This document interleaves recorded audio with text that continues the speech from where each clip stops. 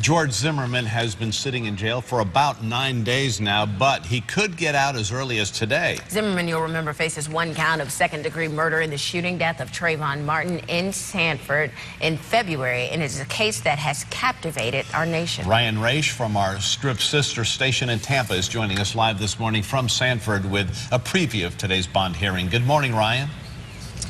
Yeah, good morning, guys. It is a very big day in court today. As you mentioned, George Zimmerman could find out today if he will be released from jail before his trial begins. Now, here in Florida, the prosecution does have some work to do. There is a very high standard here that the state will have to meet in order to have bond denied. In other words, it is rather difficult, even in murder cases, to keep someone locked up before trial begins.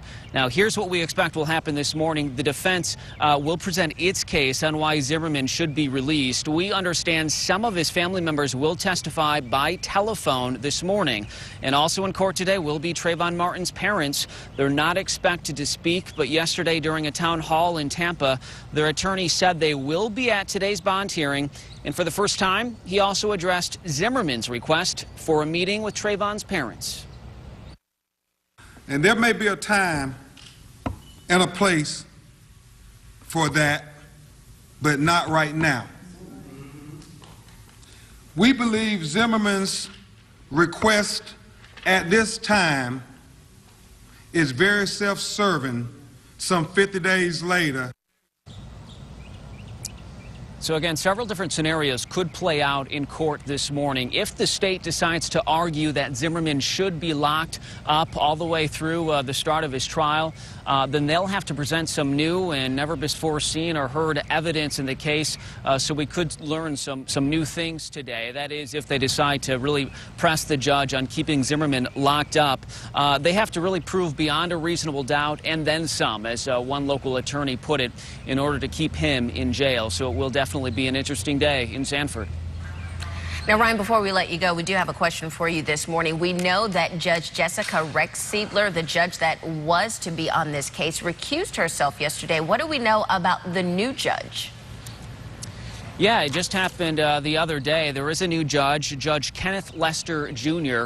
He's been here with the circuit court since 1996. He does have considerable experience, but he's just been on the case for a day or two. So he is rather new to the case. There was a question of whether or not this bond hearing should still take place because he is so new, but they decided to go ahead with it. He obviously brushed up on the case and has met with both sides, but today will be his first real action on the case here in Sanford. Back to you.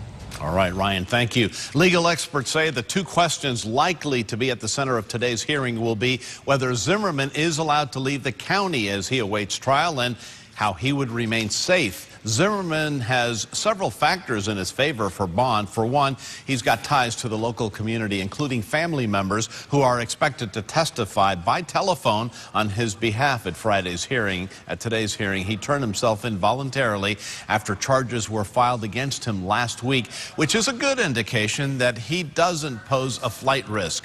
He has never been convicted of a crime which suggests that he doesn't pose a threat to society. That's according to legal experts. The judge would have discretion, though, to allow Zimmerman to live elsewhere, along with a number of restrictions such as a curfew, regular reporting requirements, and possibly an electronic monitoring ankle bracelet.